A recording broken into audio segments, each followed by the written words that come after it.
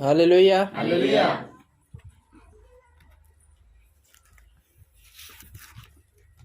સારું, તો આપણે વચનોમાં જઈએ. અને હું વિશ્વાસ રાખું છું કે તમે બહુ બધા વચનો સાંભળો જ છો અને બહુ બધું જ્ઞાન તમારી પાસે વચનોનું છે જ. હાલેલુયા. એટલે બહુ બધું ડિટેલમાં સમજાવવાની જરૂર નથી. અને ઘણા વિશ્વાસીઓ જેમ આદિવાસીઓમાં જાય છે, ઘણા સેવકો ત્યારે ચૌધરીમાં સમજાવે છે. કેમ કે ત્યાં બધા આદિવાસી હોય ને, તે ચૌધરીમાં સમજાવે તો વધારે સારી રીતના સમજ પડે એટલા માટે. અને એ વિષયમાં જવા પહેલાં આપણે થોડીક બાબતો વિશે જાણી લઈશું. અને હું વિશ્વાસ રાખું છું કે તમે દરરોજ બાઇબલને વાંચતા હશો. દરરોજ એટલે એક પણ દિવસ છૂટવો જોઈએ નહીં. શું ખરેખર દરરોજ વાંચો છો? આમ કરે છે, બરાબર વાત છે કે સાચું કહો છો. અને જ્યારે અમે નાનપણમાં હતા, બાઇબલ અમને સમજ પડે નહીં, પણ અમારા પપ્પા જોર જબરજસ્તી બાઇબલ વંચાવે એટલે અમારે વાંચવું પડે. એટલે અમે ફટાફટ કોઈ પણ એક અધ્યાય કાઢીએ અને તેમાં એક ફકરો વાંચીએ અને પછી મૂકી દઈએ. એક ફકરો જેમ તેમ પૂરો થાય અને પછી પપ્પા પૂછે, બાઇબલ વાંચ્યો કે હા વાંચ્યો. હવે એમાં જૂઠું કશું નથી, બરાબર છે, કેમ કે એક ફકરો તો વાંચ્યો જ. એટલે જ્યારે આપણે એમ કહીએ કે બાઇબલ વાંચ્યું, તો એક કલમ વાંચી હોય તો પણ બાઇબલ વાંચેલું કહેવાય. એવું કંઈ પર્ટિક્યુલર નથી કે આટલા અધ્યાય વાંચવો છે કે પછી આટલી કલમો વાંચવી છે, બરાબર છે. પણ ઘણી વખત વ્યસ્ત જીવનમાં માણસ બાઇબલને એવી રીતે પડતું મૂકી દે છે, તે ફક્ત રવિવારે જ કાઢે છે અને ત્યાર પછી તેને સમય મળતો નથી. આપણે બધા જાણીએ છીએ કે આપણું બધું કામકાજ છે, કામ ધંધો છે, બહુ બધી બાબતો આપણા જીવનોમાં છે જ, પણ તેમાંથી પણ આપણે સમય કાઢીને બાઇબલને વાંચીએ. હાલેલુયા. હાલેલુયા. અને એક સમય હતો કે જ્યારે બાઇબલ ઓવરવ્યૂ મને આપવામાં આવ્યું હતું, ત્યારે મેં પુષ્કળતાથી બાઇબલ વાંચ્યું. પુષ્કળ એટલે પુષ્કળ બાઇબલ વાંચ્યું, પણ તેમાં મેં બહુ મોટી મિસ્ટેક કરતો હતો. અને તે મિસ્ટેક કદાચ આપણે કરતા હોઈએ તો આજેથી એ આપણે સુધારી લેવાની જરૂર છે. બાઇબલમાં આખું વાક્ય કેવી રીતે બને? શબ્દોથી બને છે, બરાબર છે. અને એ દેવનું વચન છે. અને બાઇબલ એમ કહે છે કે એનામાંથી આપણે કાનો કે માત્રા જુદું કરી શકતા નથી. એટલે આપણે જે વાંચીએ, ઓછું વાંચીએ કે વધારે વાંચીએ, પણ તે શબ્દ આપણે એકદમ પરફેક્ટ ને કરેક્ટ વાંચીએ જેવું લખેલું છે. હું પુષ્કળ અધ્યાયો વાંચતો હતો, પણ એક વૃક્ષનું નામ છે એરેજ કાસ્ટ ને એરેજ વૃક્ષ, એવું વૃક્ષ છે, બરાબર. તેને મેં એજેર વૃક્ષ વાંચ્યું. પછી બાઇબલમાં યુસફ છે, બરાબર છે. આપણે યુસફને કેવી રીતે વાંચીએ? યુસુફ એવું કહીએ, પણ બાઇબલમાં એકચ્યુઅલમાં યુસુફ નથી પણ યુસફ છે. અને ઘણા એવા શબ્દો છે જે આપણે કદાચ ખોટા વાંચતા હોઈ શકીએ છીએ. એટલે આપણે એ શબ્દોને બહુ જ ધ્યાનથી વાંચીએ કે શબ્દો એ જ છે કે પછી આપણે કંઈક એ શબ્દોથી પછી આખું વાક્ય પણ બદલાઈ જાય. એક વખત સેવકો અને જે સેવા કરતા હોય એવા આગેવાનોની એક સભા ભરાઈ અને તેમાં હું પણ હતો. અને અમે પણ મંડળીમાં સેવા કરતા હતા તે સમય, એટલા માટે બોલાવવામાં આવ્યા. અમે બધું એકદમ ખુલ્લી સંગત નહીં હતી, એટલે શિક્ષણ બહુ જબરજસ્ત. અને એવી રીતે અમે બધા સેવા કરતા ભાઈઓ ભેગા થયા. અને બાઇબલ એમ કહે છે, આત્માથી અને સત્યતાથી ભજનારાઓને દેવ, આત્માથી અને સત્યતાથી ભજનારાઓને દેવ શું કહ્યું છું? ચાહે છે જોવું પડશે. અને હવે ઉભા રહેજો. તે સમયે પણ એવું થયું, આગેવાને ઊભા થઈને એવું કહ્યું, આત્માથી અને સત્યતાથી ભજનારાઓને દેવ. એટલે બધા સેવકો બોલ્યા ચાહે છે, અને મારથી બોલાઈ ગયું ઈચ્છે છે. અને બધા મારી સામે આમ કરીને જોવે, આ વળી શું? પછી આગેવાન પણ પૂછે ચાહે છે ને? મેં કીધું મેં તો લગભગ એવું જ વાંચ્યું છે કે ઈચ્છે છે કદાચ મારા બાઇબલમાં કશું જુદું હશે. આગેવાન કે ચાલો તો પછી કાઢીએ, અને મારા તો ધબકારા વધી ગયા. ખોટું જો થઈ ગયું તો પછી બધા માણસો મારી સામે જ જુએ છે, અને થોડીક સમસ્યા થઈ ગઈ. અને પછી જ્યાં સુધી આમ પાના વધારા ફરતા હતા, મારા ધબકારા હજુ વધારે વધે કે ખરેખર એમ જ છે કે નહીં. તો આપણે વાંચીએ.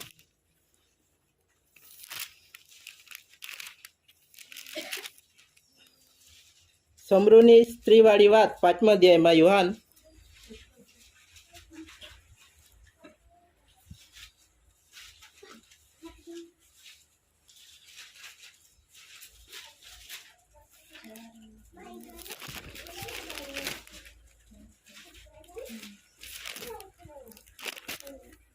ઓકે 4થો અધ્યાય. પણ એવી વેળા આવે છે 23મી હા બસ એ જ. અને હાલ આવી છે કે જ્યારે ખરા ભજનારા આત્માથી તથા સત્યતાથી બાપનું ભજન કરશે, કેમ કે એવા ભજનારાઓને બાપ ઈચ્છે છે. હાલેલુયા. હવે ઈચ્છે છે, અને ઈચ્છવું અને ચાહવામાં બહુ ફરક છે. પાછું ઈચ્છવામાં હિન્દી અને ઇંગ્લિશ બાઇબલમાં લખેલું છે કે શોધવું. એવા ભજનિકોને બાપ શોધે છે. હાલેલુયા. ના કે પસંદ કરે છે એવું નથી, પણ તેઓને તે શોધે છે.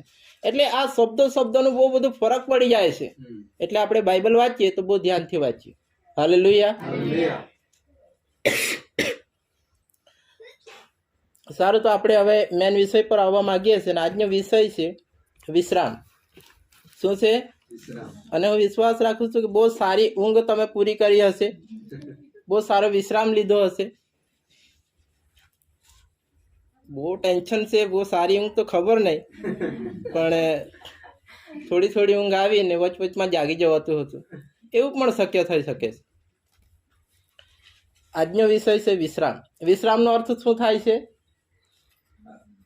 આરામ. અમે સમીલભાઈના ઘરે ગયેલા હતા, થોડીક વાર આગ સળગાવી હતી, સરસ બેઠા. સમીલભાઈ જેમ તેમ મારી સાથે વાત કરી, અને પછી કહે છે મારે તો આરામ કરવું પડશે. એટલે આરામ એ જીવનમાં જરૂરી છે. દેવે દિવસ અને રાત બનાવ્યું છે, રાત્રે આરામ કરવાની જરૂર માણસને પડે જ છે. હાલેલુયા. ઓકે, આપણે વાંચીએ ઉત્પત્તિ, તેનો 2જો અધ્યાય અને 2જી કલમ.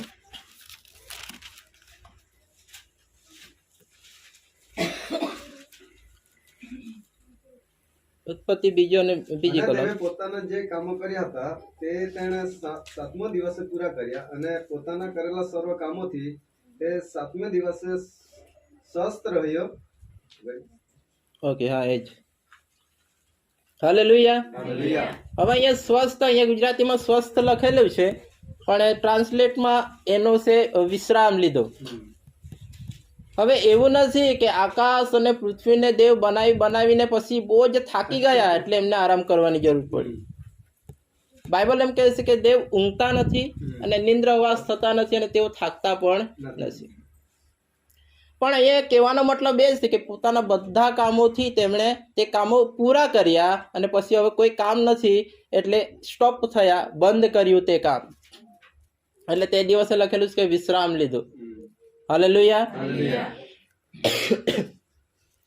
આપણે ફટાફટ આપણા જીવનમાં કામ પૂરું કરીએ, અને પછી કહીએ કે આટલું કામ પૂરું થઈ જાય ને પછી હું આરામ કરીશ. પછી કોઈ બેન આવીને પૂછે વચ્ચે કઈ નહીં કામ કાં છે, અહીં તો રાંધણ બાકી જાય.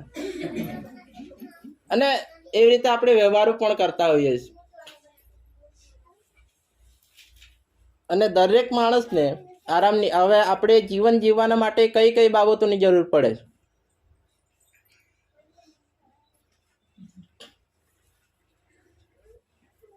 ઓકે, ચાલો બોલીએ. શું? હા, પછી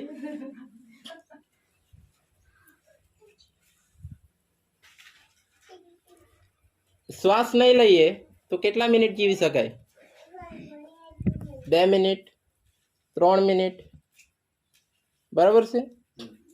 ખાવાનું નહીં ખાઈએ તો કદાચ 30-40 વર્ષ 30-40 વર્ષ ને 30-40 દિવસ, કેમ કે પપ્પાએ ઉપવાસ કરેલો છે એટલે મને ખબર છે.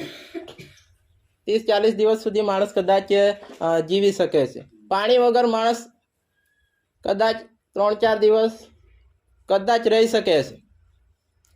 અને ઊંઘ વગર, આરામ કર્યા વગર માણસ કેટલું રહી શકે છે? 11 દિવસ 12 દિવસ માણસ વગર સૂએ તે રહી શકે છે, જાગી શકે છે. પણ જો ના ઊંઘે તો પણ તેનું મરણ થઈ જાય છે. એટલે જીવન જીવવા માટે ઊંઘની પણ બહુ એટલી જ મહત્વ છે. બરાબર છે. અને બાઇબલ અહીંયા આપણને શું કહે છે? આપણે વાંચીએ 3 અધ્યાય, ઉત્પત્તિ 3 અધ્યાય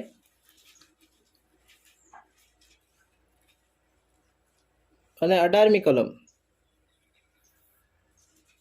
તે કાંટા તથા કંટાળી તારે સારું ઉગાવશે અને તું ખેતરનું શાક ખાશે. તું ભૂમિમાં પાછો જશે, ત્યાં સુધી તું તારા મોંનો પરસેવો ઉતારીને રોટલી ખાશે, કેમ કે તું તેમાંથી લેવાયો હતો અને તું ધૂળ છે ને પાછો ધૂળમાં મળી જશે. ઓકે, અહીંયા લખેલું છે કે પરસેવો ઉતારીને રોટલી ખાશે. અને જો પરસેવો ના ઉતારે તો એક બહુ શરીરમાં બહુ બધી ચરબી વધી જશે. ચરબી વધી જશે, તેનાથી બહુ બધી બીમારીઓ તેને લાગુ પડી જશે.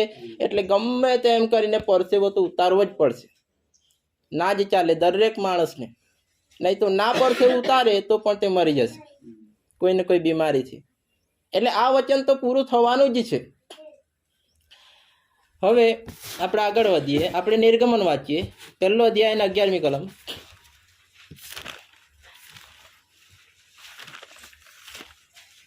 માટે તેઓને માથે બોજ નાખીને તેઓને દુઃખ દેવા સારું તેઓના ઉપર તેને વેઠ કરાવનારા મુકાદમ મૂક્યા.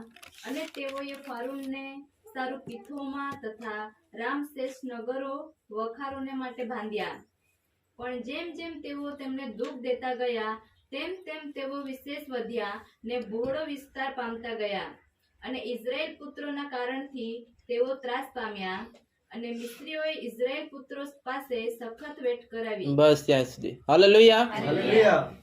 અહીંયા ઇઝરાયલની બહુ ખરાબ હાલત થઈ ગઈ છે. હવે આ ઇઝરાયલ મિસ્રીઓના હાથે ગુલામીમાં છે. તેઓ અહીંયા શું કરી રહેલા છે? સખત પરિશ્રમ, સખત મહેનત કરી રહેલા છે. તેઓની પાસે શહેરો બંધાવવામાં આવે છે અને તેઓની એવી સખત વેટ કરવામાં આવે છે કે તેઓને ખાવાનું પણ બરોબર મળતું નથી. અને તેઓ ગુલામગીરી એટલે શું કહેવાય? કોઈકના હાથ નીચે એવી ગુલામી કરવામાં આવે કે આપણે પોતાની મરજીથી કશું કરી શકતા નથી. તેઓને ઈંટો પાડવાની ફરજ પાડવામાં આવે છે. તેઓ જાતે ઈંટો પાડે છે, શહેર બાંધે છે અને મિસરીઓના ખેતી કામમાં તેઓ લાગે છે. અને તેઓની ઉપર મુકાદમ મૂકવામાં આવેલા છે કે તેઓ ઉપર વેઠ કરાવતા હતા. હવે આ 400 વર્ષ લગી આવું બધું ચાલ્યું અને દેવે તેઓની ખબર સાંભળી અને એક આગેવાન મૂસાને તેઓની પાસે મોકલ્યું. અને ખરેખર હું તમને કહેવા માંગુ છું કે દેવ આ લોકોને છોડાવીને દૂધમતથી રેલમસેલ વાળા દેશમાં તેઓને લઈ જવા માંગતો હતો. અને ત્યાં કેવું હતું? ગુલામી નહીં હતી. ત્યાં જાતે કૂવા ખોદવાના નહીં હતા. ત્યાં બધું એકદમ રેડીમેડ, બધું તૈયાર જ હતું કે માણસોને આવી ફરીથી પાછી ગુલામગીરીમાં જવાનું હતું નહીં. ફક્ત દેવે તેઓને કીધું હતું કે હું તમને જે આજ્ઞાઓ આપું તે તમારે પાડવી. અને આપણે બધા જાણીએ છીએ કે આ આજ્ઞાઓ તેઓ પાડી શકતા નથી. નિયમશાસ્ત્ર પ્રમાણેનું નિયમમાં એ લોકો ચાલી શકતા નથી. તેઓ બહાર નીકળ્યા અને દેવ તેઓને શું આરામ આપવા માંગતો હતો. પણ કન્ડિશન એ હતી, એ લોકોએ 40 દિવસ સુધી ચાલવાનું હતું, કનાન સુધી પહોંચવાનું હતું. અને ત્યાં સુધી તે લોકોએ ફક્ત એ જંગલમાં થઈને ચાલવાનું હતું, અરણ્યમાં થઈને ચાલવાનું હતું. ત્યાં દેવ તેઓનું પોષણ પણ કરશે, બધી જરૂરિયાતો દેવ તેઓને પૂરી પાડશે. ફક્ત તેઓએ વિશ્વાસ રાખવાનો હતો.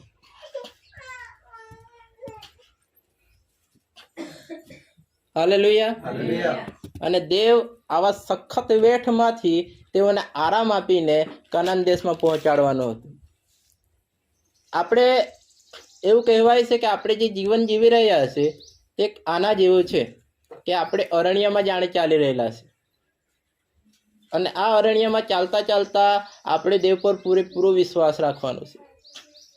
ના કે કોઈ જાતની કચકચ, કોઈ વસ્તુ ના મળે તો પણ હાલેલુયા અને મળે તો પણ હાલેલુયા. તેઓની આગળ શુભ સમુદ્ર હતો અને તેઓ તરત જ કચકચ કરવા લાગ્યા કે તું આ અરણ્યમાં અમને મારી નાખવા માટે લાવ્યો છે.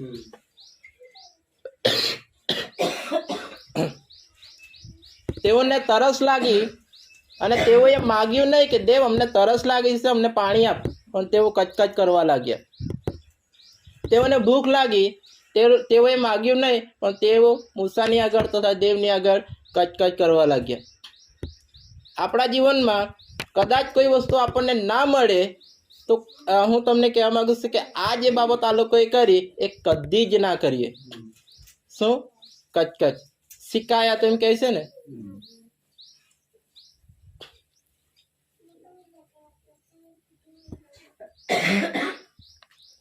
કોઈને મેં પૂછ્યું, કોઈએ મને કીધું, અરે યાર મારી પાસે તો કપડાં જ નથી,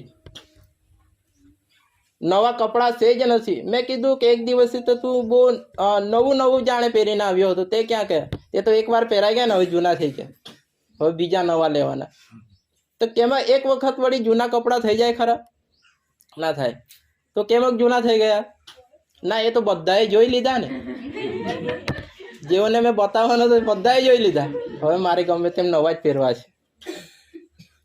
આ જરૂરિયાત નથી, પણ કપડાં નવા છે તો છે. પૈસા એ તો કઈ વાંધો નહીં, પણ ના પૈસા એ તો સંતોષ છે. હાલેલુયા. લખેલું છે કે તેઓની જ્યાં સુધી તેઓ ચાલ્યા ત્યાં સુધી તેઓના ચંપલ ઘસાઈ ગયા નહીં અને જે કપડાં પહેર્યા હતા તે ફાટી ગયા નહીં. દેવ પૂરું પાડે છે. ફક્ત આપણે એ છે કે ભૌતિક વાનાઓ પાછળ ના ભાગીએ. મળે તો ઠીક, ના મળે તો કઈ નહીં. હાલેલુયા. અને એ લોકોને સાચવતા મૂસાને આવી પડ્યો. પેલું કીધું પાણી માગવા કીધું અને 3 વાર જોરથી લાકડી મારી એટલે તેનું એ કનાનમાં જવાનું કેન્સલ થઈ ગયું. કદાચ આપણા પાસ્ટર સાહેબ પેલો પાઉલ કહે છે, તમને બધાને હું સુવાર્તા પ્રગટ કરું છું, કદાચ હું પોતે ના પસંદ થાઉં તો. બહુ બધી આપણી મંડળી ફેલાઈ જાય અને બધા બોજાઓ બધા સેવકો પર આવી જાય ને સેવકો સમજાવતા પોતે જ કશીક ભૂલ કરી જાય, એવું પણ શક્ય થઈ શકે છે. આ મૂસા પોતે કનાન દેશમાં જઈ શક્યો નહીં. અને તમે બહુ સરસ શિક્ષણ આપ્યું હતું કે શૈતાન મૂસાના શરીરનો ઉપયોગ કરવા માંગતો હતો. શૈતાનનું સબ એ શું ઉપયોગ કરી શકે? એક મરેલું છે, એનું મરેલું શરીર છે, એને શું ઉપયોગ? એના લીધે મિખાએલ અને શૈતાનની બંને વચ્ચે તકરાર થઈ ગઈ.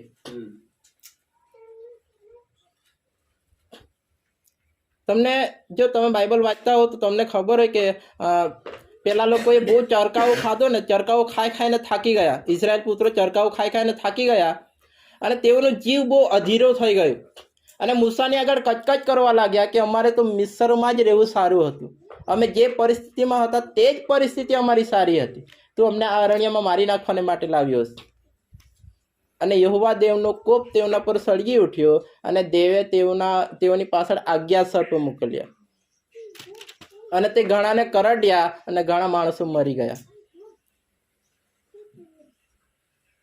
અને મૂસાએ દેવને વિનંતી કરી અને મૂસાને કહ્યું કે હવે શું કરવું? તો તેણે પિત્તળનો સાપ બનાવ્યો અને ઉપર ઝંડા પર લટકાવી દીધો અને જેને કરડ્યો હોય તે ઝંડાને જોઈ, તે સાપને જોઈ એટલે તે જીવતો રહી જાય. અને એ પિત્તળનો સાપ ખબર છે માણસોએ શું કર્યું? આપણે વાંચીએ.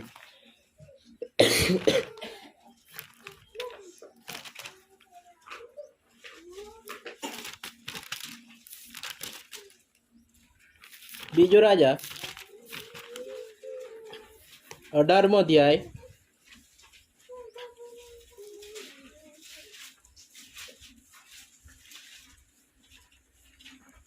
અને ચોથી કલમ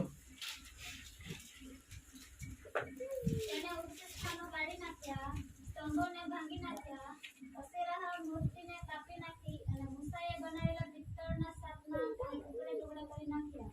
કેમ કે તે દિવસ સુધી ઇસ્રાયેલ પુત્રો તેની આગળ ધૂપ બાળતા હતા અને તેને તેનું નામ યહોશાપાન પાડ્યું. તે ઇસ્રાયેલ દેવ યહોવા પર ભરોસો રાખતો હતો, તેથી તેની પાછળ કે તેની અગાઉ યહૂદિયાના જે સર્વ રાજા થઈ ગયા તેઓમાં તેના જેવો બીજો કોઈ ન હતો. બસ ત્યાં સુધી.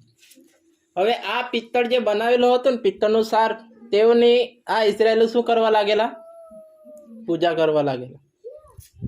તેની તે લોકો તેની આગળ તે ધૂપ બાળતા હતા. જો કે તે દેવની આગળ ધૂપ બાળવું જોઈએ, પિત્તળના સાપ આગળ ધૂપ બાળતા હતા. આવી તે લોકોની મનોવૃત્તિઓ હતી. એટલે જો આ સબ તેની હાથે આવી જતું તો આ એવી જબરજસ્ત મૂર્તિ પૂજા કરાવતે કોઈ માણસ એ વિચારી શકતે નહીં. જો આ પિત્તળના સાપનો ઉપયોગ કરી શકે છે તો સબનો તો શું વિશેષ કરીને ઉપયોગ ના કરી શકે.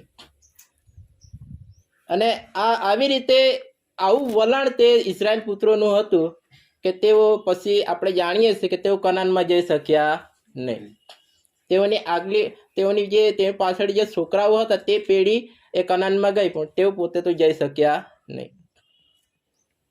એટલા માટે બાઇબલમાં નવા કરારમાં એમ લખેલું છે કે જેઓ છેલ્લા છે તેઓ પહેલા થશે અને પહેલા છે તેઓ છેલ્લા થશે.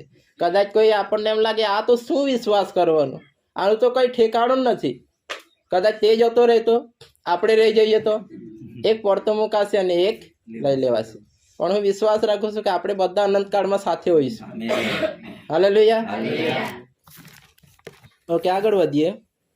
હિબ્રુ 3 અધ્યાય 16, 17 અને 18મી કલમ.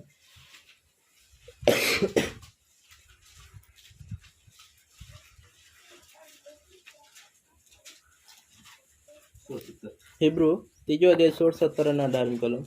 કેમ કે તે વાણી સાંભળ્યા છતાં કોણે ક્રોધ ઉત્પન્ન કર્યો? શું જેઓ મૂસાની આગેવાની નીચે મિસ્રમાંથી બહાર આવ્યા તે સગડાય નહીં?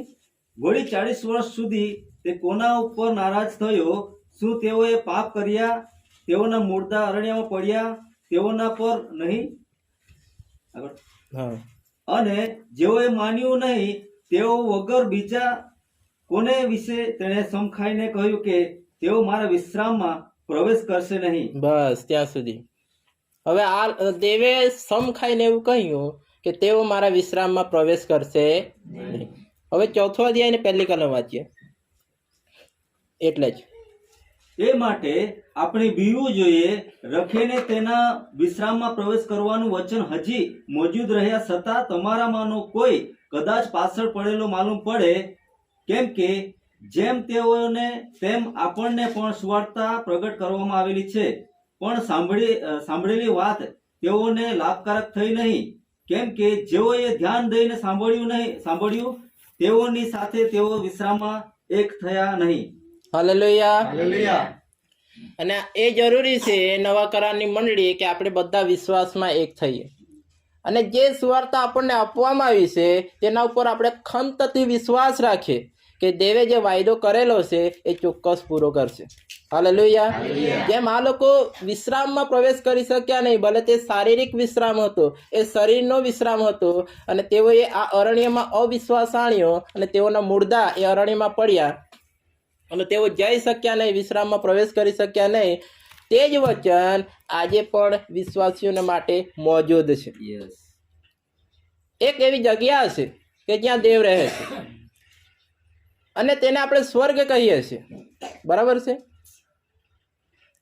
સ્વર્ગને કોઈ એવું નથી કહી શકતું કે સ્વર્ગ આવું હશે કે તેવું હશે, કે ત્યાં બધું સોનાનું હશે, ત્યાં રસ્તાઓ સોનાના હશે. પણ હું તમને કહેવા માંગુ છું કે જે જગ્યા પર દેવ રહે છે તે સ્વર્ગ બની જાય છે. હાલેલુયા. બાઇબલ કહે છે કે તમારું જીવન એ દેવની સાથે ગુપ્ત રાખવામાં આવ્યું છે. આપણે બધા બહારથી સામાન્ય માણસ દેખાઈએ છીએ કે આમ કહીએ કે આ વિરેન્દ્રભાઈ છે, આ સોમ્યલભાઈ છે. આપણે બધાની જેમ જેમ બધા ખાય છે તેમ ખાય છે, આપણે કામ કરીએ છીએ બધા જેમ કામ કરે છે, વિદેશીઓ કામ કરે છે તેવી રીતે. આપણે સામાન્ય બધા વ્યવહાર રાખીએ છીએ તેમ રાખીએ છીએ, પણ આપણું જીવન કેવું છે? ગુપ્ત રાખવામાં આવ્યું છે. અને જ્યારે દેવ પ્રગટ થશે ત્યારે આપણું જીવન એ પણ પ્રગટ થશે. હાલેલુયા. આપણે કંઈક અલગ દેખાઈશું. તમને એક નવું શરીર આપવામાં આવશે, તમને એક નવી કાબેલિયત આપવામાં આવશે. અને એ બધું જોવાને હું પણ બહુ ઈચ્છા રાખું છું કે દેવ કેવું અજાયબ જેવું. વિચાર કરો કે રાંધવાની કોઈ તકલીફ નહીં, કોઈ દિવસ ખાવાનું ભાવે નહીં ભાવે, જોર જબરજસ્તી ખાવાનું, કોઈ તકલીફ નહીં. ત્યાં એક જ વૃક્ષ છે, જીવનનું વૃક્ષ, અને તે ખાઈને લખેલું છે કે તે માણસ સદા જીવતો રહે છે. જે એદનવાડીમાંથી કાઢી મૂકવામાં આવ્યા હતા તે જ જીવનનું વૃક્ષ એ બંધ કરી દેવામાં આવ્યું હતું, તે પાછું ખોલી દેવામાં આવે છે. હાલેલુયા. અને આ જીવનની જે બધી તકલીફો છે એ બધી તકલીફોમાંથી છુટકારો છે તે છે વિશ્રામ. હાલેલુયા. આ જીવનમાં આપણે જે પરિશ્રમ કરીએ છીએ એ પરિશ્રમ એટલા માટે છે કે આપણે ખરા વિશ્રામનો અનુભવ કરી શકીએ. અને આ વિશ્રામનો અનુભવ કરવાના માટે, શારીરિક વિશ્રામનો અનુભવ કરવા માટે દેવે આ ઇઝરાયલને એક નિયમ આપ્યો હતો. તેને આપણે શું કહીએ છીએ? વિશ્રામવાર. શું કહીએ? વિશ્રામવાર. આપણે વાંચીએ નિર્ગમન 20:8.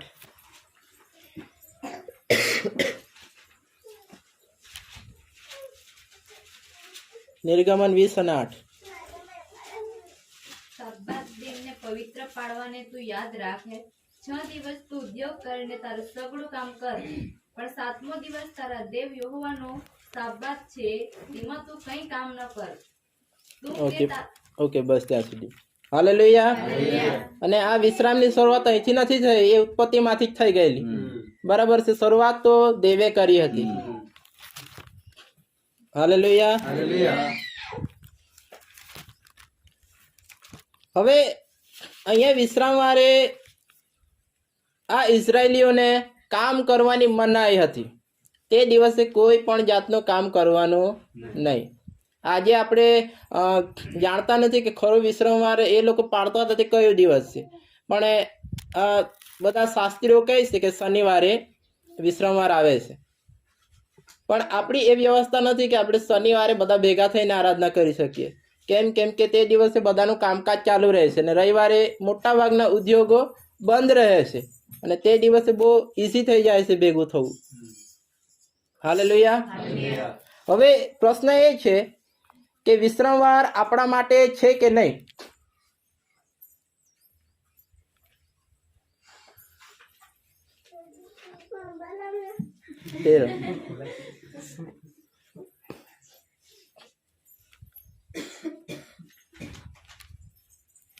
ઓકે, આપણા માટે વિશ્રામવાર છે કે નહીં?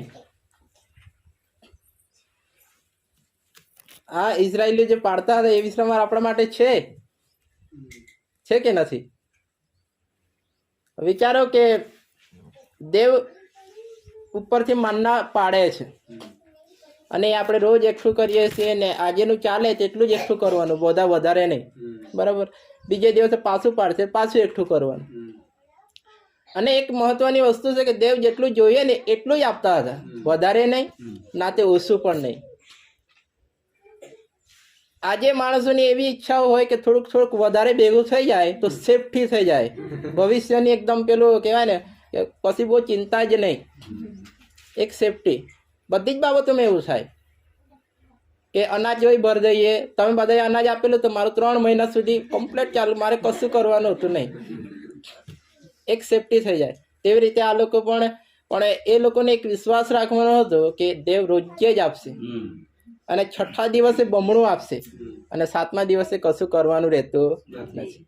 અને તે દિવસે એ કમ્પ્લીટ રહેતું, એમ તો બગડી જતું હતું, તેને સન્ડે એ કમ્પ્લીટ રહેતું હતું સાબાતના દિવસે. અને આ એ લોકોનો વિશેષ અધિકાર હતો કે દેવ પૂરું પાડશે જ. એક વખત એવું થયું કે એક માણસ લાકડા વીણવા ગયો. કયા વારે? વિશ્રામવારે. લાકડા વીણવા ગયો અને બધાએ જોયું કે આ તો ભાઈ લાકડા વીણવા ગયો છે. લાકડા વીણીને આવો ને બધાએ ચોકીમાં રાખ્યો કે આને હવે કરવું શું, આણે તો વિશ્રામવાનો ભંગ કર્યો છે. એટલે પછી મૂસા દેવને પૂછવા ગયો કે આને કરવું શું, કે એ પથ્થરે માર્યો જાય. અને આખી જમાત તેને પથ્થરે મારીને મારી નાખ્યો. કેમ કે તેણે વિશ્રામવારને ભંગ કર્યો. અને હું તમને સાચું કહું છું કે આજની મંડળીને વિશ્રામવાનો નિયમ લાગુ પડતો નથી. અને એ બધા જ નિયમોમાંથી આપણે મુક્ત થયેલા છીએ. જો એ નિયમ લાગુ પડતે ને તો આપણે આજે જીવતા જ નહીં રહેતે. કેમ કે વિશ્રામવારની વાત નથી, એ દરેક જે 10 આજ્ઞાઓ છે એમ તો આજ્ઞાઓ 613 છે. કેટલી છે? 613 આપણને એમ લાગે કે આ તો આટલી બધી આજ્ઞાઓ કેવી રીતે પડાય. વાળ કપાવવાના હોય તો દેવ જેમ કહે છે તેમ જ વાળ કપાવવાના. કપડાં જેવી રીતે પહેરવા હોય ત્યાં તો એવું લખેલું હતું કે જીન્સ આપણે હમણાં પહેરીએ છીએ, પણ છોકરીના કપડાઓ છોકરાઓ ના પહેરી શકે અને છોકરાઓના કપડાઓ છોકરીઓ ના પહેરી શકે. પણ આજે જીન્સ ને એ બધું કોમન છે. ટી શર્ટ છોકરીઓ પહેરે છે અને છોકરાઓ પણ પહેરે છે. ઘણી બાબતો. પણ આ સખત આજ્ઞાઓ હતી કે જે ચોક્કસ પાડવાની જ હતી. 613. અને ભૂલચૂક થઈ જાય અને ગેટું બકરું શોધી જ લેવાનું. અને એ પણ અજાણતા થાય તો. અને એ બધી બહુ ગંભીર. અને હું વિશ્વાસ રાખું છું કે એ આજ્ઞાઓ આ લોકો નહીં પાડી શક્યા ને તેમ આપણે પણ કદાચ જ પાડી શકતે.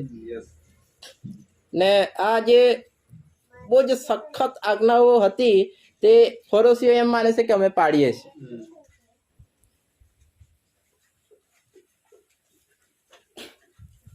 અને તે લોકોએ એ આજ્ઞાઓ પાડવામાં પોતાનો ફાયદો જ શોધેલો હતો, ના કે દેવનો આજ્ઞાઓ પાડવામાં એ લોકોએ મન લગાડેલું હતું. તેઓએ દશાંશ દાન સંબંધી બહુ સખત આજ્ઞાઓ હતી અને તેઓ પોતે પણ દશાંશ આપતા હતા. ત્યાં બધી ખાવાની વસ્તુઓનું પણ દશાંશ કાઢે, તેમાંથી પણ 10મો ભાગ કાઢે અને માણસોને પણ તે ફરજ પાડવામાં આવેલી હતી. અમે સોનગઢ ગયેલા હતા. તે જે પહેલી મંડળીમાં હતા તે મંડળીમાં એવી ફરજ પાડવામાં આવી હતી ગમે તેમ કરીને તમારે દશાંશ તો આપવાનું જ. ના આપે તો તમે દેવના નથી, તમે પાપ કર્યું હશે, એવું હતું એ લોકોનું શિક્ષણ. તો એક બેને મેં તે પાસ્ટરની સાક્ષી સાંભળી કે પોતાના કાનમાંના કુંડળો વેચીને દશાંશ આપેલા. એટલી ગંભીરતાથી એ શિક્ષણ હતું. અને એમાં એવું થાય છે કે ભલે રાજ્યની સુવાર્તા વિશ્વાસીઓ માણસો પ્રગટ કરે જ છે, પણ જે મેન એક જ આગેવાન એક જ પ્રેરિત હોય ને તેઓનું ધન એક સાઈડ એકઠું થાય છે અને મંડળી બહુ જ સેક્રિફાઈસ કરે છે એના માટે. એટલા માટે દાન ને દશાંશ સંબંધી એમ લખવામાં આવેલું છે, ફરજિયાત નહીં. કેવી રીતે નહીં? ફરજિયાત નહીં કે ને દુઃખીથી પણ નથી આપવાનું, ખુશીથી આપનારને દેવ ચાહે છે. આપવાની ઈચ્છા હોય તો આખો પગાર આપવું, ના આપવાની ઈચ્છા હોય તો 1 રૂપિયો પણ ના આપ. દેવ કોઈને કશું દોષિત ઠરાવતો નથી. ઓકે, વિશ્રામવાર સંબંધી આપણે જોઈ લઈએ. ઘણી મંડળીઓ એમ માને છે કે વિશ્રામવારને પાડવો જોઈએ, ને વિશ્રામવારને પાડવો જોઈએ તો પેલો પથ્થર મારવા વાળું પણ આપણને લાગુ પડી જાય પછી. એટલે કોઈ કે કામ પર જતું રહેવાય વિશ્રામવારે તો એ આપણા પર ગુનો લાગુ પડતો નથી. પણ આપણા શરીર માટે એ જરૂરી છે કે આપણે આપણા શરીરને થોડોક આરામ આપીએ. બરાબર છે? ઓકે, કોલોસીઓને પત્ર 2 અધ્યાય 14મી કલમથી વાંચીએ. કોલોસીઓનો પત્ર 2 અધ્યાય 14મી કલમથી. અને વિધિઓનું ખત જે આપણી વિરુદ્ધ હતું અને આપણને પ્રતિકૂળ હતું તેને ભૂંસી નાખીને તથા વધસ્તંભે તેને ખીલા મારીને વચમાંથી કાઢી નાખ્યું અને રાજ્યો તથા અધિકારોને તોડી પાડીને વધસ્તંભે તેઓ પર જય મેળવીને તેઓને જાહેર રીતે ઉઘાડા પાડ્યા. પછી 16મી કલમ. એથી ખાવા પીવા વિશે કે પર્વ કે ચાંદ રાત કે વિશ્રામવારો વિશે કોઈ તમને દોષિત ન ઠરાવે. પછી તેઓ તો થનાર વાતોનો પડછાયો છે, પણ શરીર ખ્રિસ્તનું છે. હાલેલુયા. હવે મહત્વનું શું છે? ખ્રિસ્તનું શરીર. અને શરીર કોણ છે? આપણે બધા. હાલેલુયા. હવે સૌથી મહત્વનું આપણે જે છે, હવે આ નિયમશાસ્ત્રનું સ્થાન આ શરીરે લઈ લીધું છે. હવે આ શરીરમાં જ બધું ચાલશે. નિયમશાસ્ત્રમાંથી આપણે મુક્ત થયા છે. બાઇબલ એમ કહે છે કે જે પ્રેમ કરે છે તેને નિયમને પૂરેપૂરો પાળ્યો છે. એટલે આ પ્રેમથી આ બધી જ આજ્ઞાઓ રિપ્લેસ થઈ જાય છે. આ આજ્ઞા તોડવાની નથી.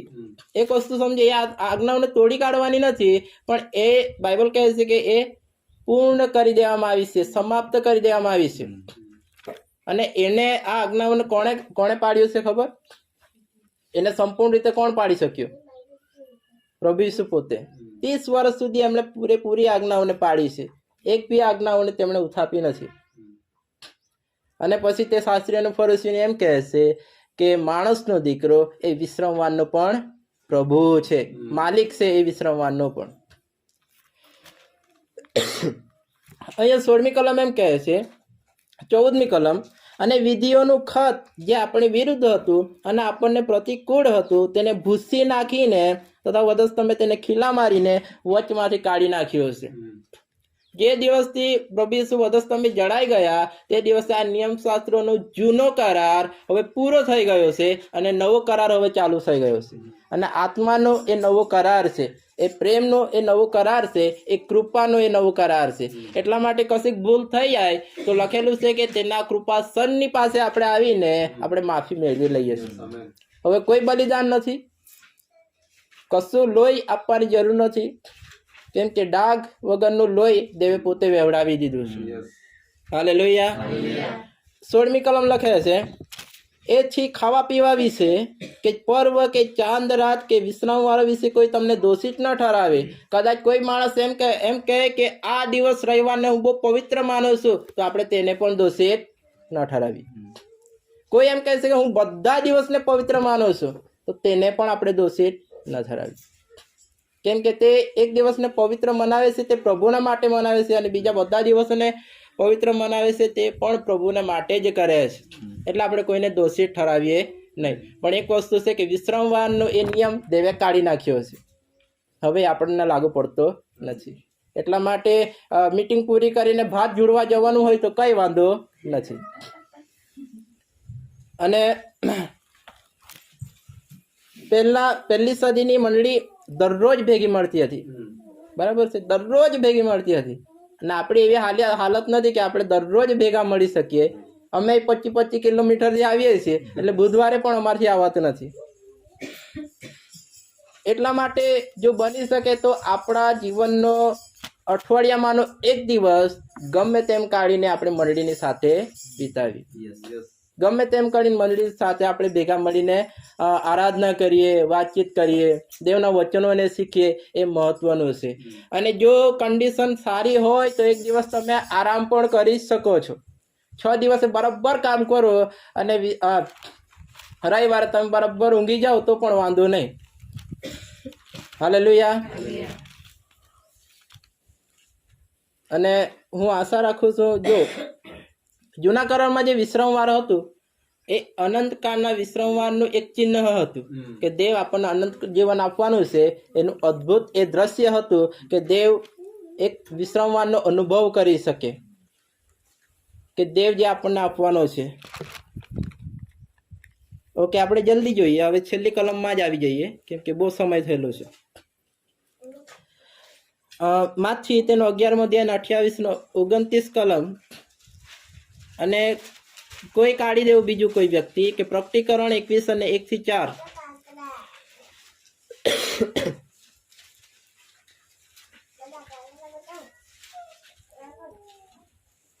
માથી 11 અને 28-29 વાંચો. કોઈ પ્રકટીકરણ 21મો અધ્યાય કાઢો, 1-4 વાંચજો. પહેલા માથી.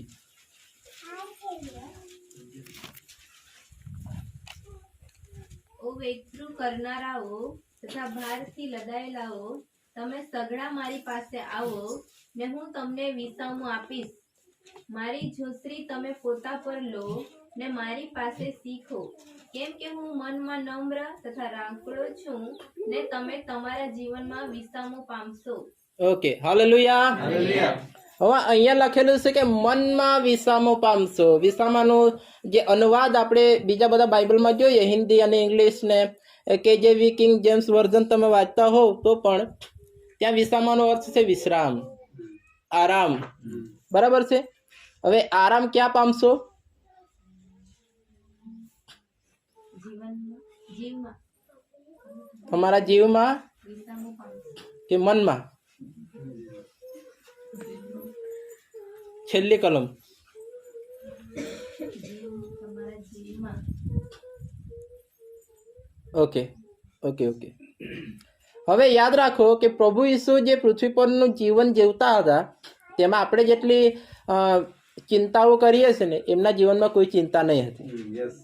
વાવાઝોડું આવતું હતું, નદી સમુદ્રમાં આ હોડી બહુ ડામાડોળ થતી હતી. પ્રભુ ઈસુ તે સમય શું કરતા હતા?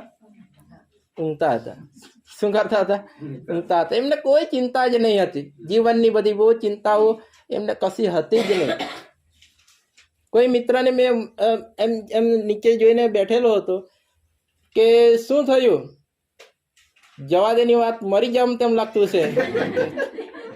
મેં કીધું કાલ સુધી તો તું બહુ સારો હતો, ખુશ હતો, ને આજે અચાનક શું થયું?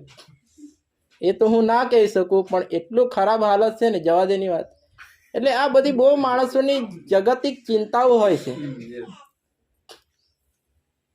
એક માણસની ઊંઘ પૂરી ના થઈ. મારો બહુ સારો મિત્ર છે અને નાઇટ ચાલતી હતી અને દિવસના એ બહુ બધું ચાર કાપવાનું અને ગાય ભેંસ સાચવવાનું, આખું પરિવારને તેણે સાચવવાનું.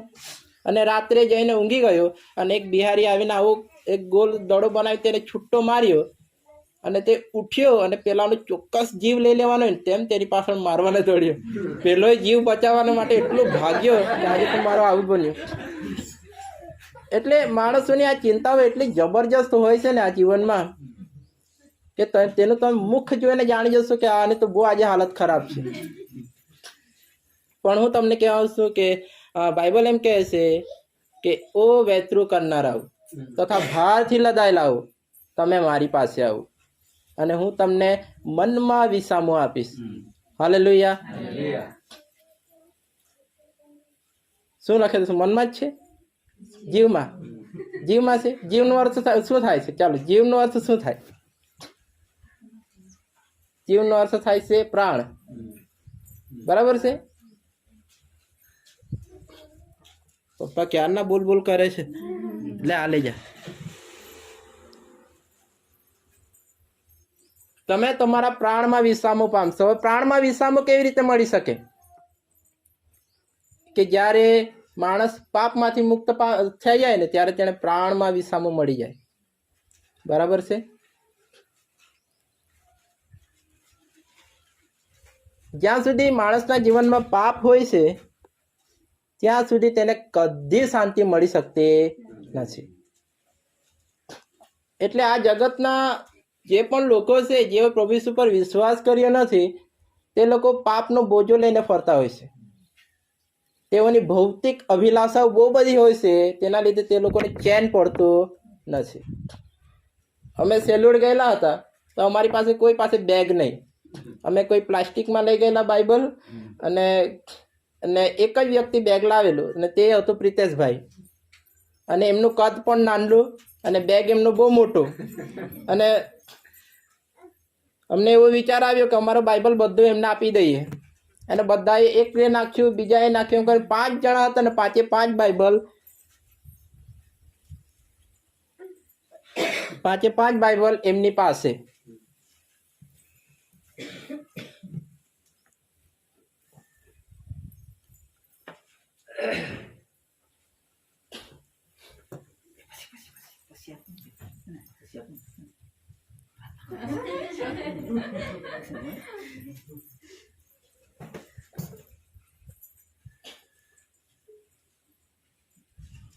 મારી છોકરી બહુ નાનલી છે પણ હમણાંથી કંઈ કહેવાતું નથી, ફરી વળે છે.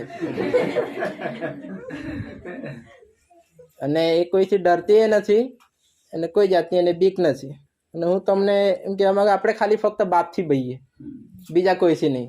હાલેલુયા. હવે આપણે પ્રિતેશભાઈની વાત પર હતા કે બધું બાઇબલ એમના બેગમાં નાખી દીધું અને પછી રસ્તે આવતા આવતા અમને સોનગઢનો કિલ્લો દેખાયો અને પછી વિચાર આવ્યો કે ચાલો આ સોનગઢના કિલ્લે ચડીએ. તો અમારી પાસે કોઈ વજન નથી, ફક્ત પ્રિતેશભાઈ પર વજન છે અને અમે બંને ફટ ચડી ગયા ઉપર.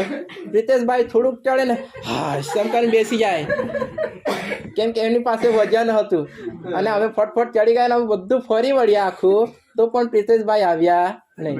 અમે વાત કરી કે કદાચ જ આવશે, નહીં આવશે, પણ ધીરે ધીરે અવાજ આવ્યો હાય સર તો હું ચડી ગયો. હવે એમની પાસે વજન નહીં હતું, તે આસાનીથી ચડી શકે, પણ એમની પાસે વજન હતું. તેવી રીતે આ પાપનું વજન દરેક માણસ પર હોય છે, એટલે તે પોતાના જીવનમાં પોચ થાકેલું અનુભવે છે. એટલા માટે બાઇબલ એમ કહે છે કે તમારા બધા પાપ મેં ક્રૂસ પર લઈ લીધા છે. હાલેલુયા. આપણા પાપ માફ થઈ ગયા છે, આપણું ઉદ્ધાર થઈ ગયેલું છે, એ જ આપણો વિશ્રામ છે. હાલેલુયા. ઓકે, હવે પ્રકટીકરણની વાત કરીએ. 21મો અધ્યાયને વાંચીએ. પછી મેં નવું આકાશ તથા નવી પૃથ્વી જોયા, કેમ કે પહેલું આકાશ તથા પહેલી પૃથ્વી જતા રહેલા છે અને સમુદ્ર હવે છે જ નહીં. વળી મેં પવિત્ર નગર નવું યરૂશાલેમ દેવની પાસેથી આકાશમાંથી ઉતરતું જોયું, અને જેમ કન્યા પોતાના વરને સારું શણગારવામાં આવેલી હોય તેમ તે તૈયાર કરેલું હતું. વળી મેં રાજ્યસ્થાનમાંથી મોટી વાણી એમ બોલતી સાંભળી કે જુઓ, દેવનો મંડપ માણસોની સાથે છે. દેવ તેઓની સાથે વાસો કરશે. દેવ તેના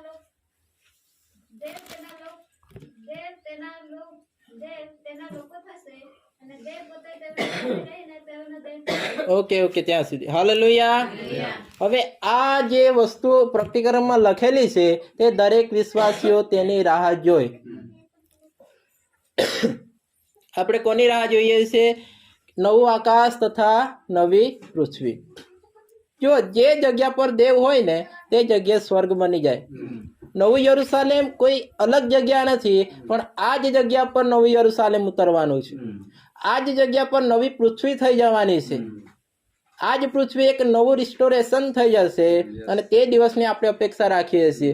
લખેલું છે કે જુઓ, દેવનો મંડપ માણસોની સાથે હશે, અને તે તેઓની સાથે રહે છે, અને તે તેઓનો દેવ થશે. અને લખેલું છે તેના પછી તે તેઓની આંખોમાંનું દરેક આંસુ લૂછી નાખશે. મરણ ફરીથી થનાર નથી, શોક કે રુદન ફરીથી થનાર નથી. અને ત્યાં લખેલું છે કે અજવાળું હંમેશા રહેશે, ત્યાં અંધકાર થશે નહીં. એટલે હવે જેટલો આરામ કરવાનો હોય તો હમણાં કરી લેવાનો, પછી આરામ નથી. એટલે ત્યારે થાક પણ લાગશે નહીં. હાલેલુયા. અને તમને ખબર કે આપણે જીવનમાં કેટલા વર્ષ ઊંઘીએ? આખા જીવનમાં આપણે જીવીએ તો કેટલું ઊંઘીએ? ટોટલ ગણીએ ને, દાખલા તરીકે 80 વર્ષ કોઈ માણસ જીવતો હોય ને તો 26 વર્ષ તો માણસ ઊંઘવામાં જ કાઢે. એટલું તો ઊંઘતો જ હોય, બરાબર ને? 8 કલાક આપણે 6 કલાક ઊંઘીએ તો પછી એટલું બધું ગણતરી મારીએ તો ઊંઘમાં આપણે કશું કરતા નથી. બધું હા, શરીરના બધા ઓર્ગન્સ ચાલુ હોય, ધબકારા ધબકે જ છે, પણ આપણે કોન્શિયસમાં કંઈ કરતા નથી. આપણે ઊંઘીએ જ છીએ, કંઈ કામ કરતા નથી. તો તમારા માટે જીવન કેટલું રહ્યું? 50 ને 52 વર્ષનું. 50-52 વર્ષમાં કેટલા આપણે હાય બાપા કરવાના છે. એટલે આ જે વિશ્રામ દેવ આપણને આપવા માંગે છે તેને આપણે ખંતથી અપેક્ષા રાખીએ, અને આ જે જીવનમાં આપણે ચાલી રહ્યા છીએ વિશ્વાસ રાખીએ કે દેવ આપણને બધું જ પૂરું પાડશે. હાલેલુયા. અને આપણા જીવનમાં કોઈ પણ બાબતે દેવને આગળ કચકચ ના કરીએ. માગો અને તમને અપાશે. દેવ આપે તો બરોબર છે, ના આપે તો પણ આમેન. હાલેલુયા. આપણો બાપ જાણે છે કે આપણા માટે કઈ વસ્તુ જરૂરી છે. જાગૃતિ બેન એક સરસ શિક્ષણ આપ્યું હતું કે જો મારી દીકરી ચક્કુ માગે તો શું કોઈ ચક્કુ આપે ખરું? કેમ કે એને નુકસાન છે, પછી ગમે તેટલું રડે. પણ અમે એક આઈડિયા કરી કે અમે ચક્કુ જે બૂઠો હતો ને તે આપી દીધું. તેની ધાર હતી જ નહીં એટલે આપી દીધું. બહુ જ મસ્તી કરે, એટલી મસ્તી કરે ને કે બધાના ઘરે ચા પીવા જાય. સવારે બધાને એના માટે સ્પેશિયલ ચા રાખી મૂકવી પડે. પણ આપણા માટે જે નુકસાન હોય તે દેવ કદી કરતા નથી. હાલેલુયા. સારું, દેવ તમને આટલા વચનો થકી આશીર્વાદિત કરે. આમેન.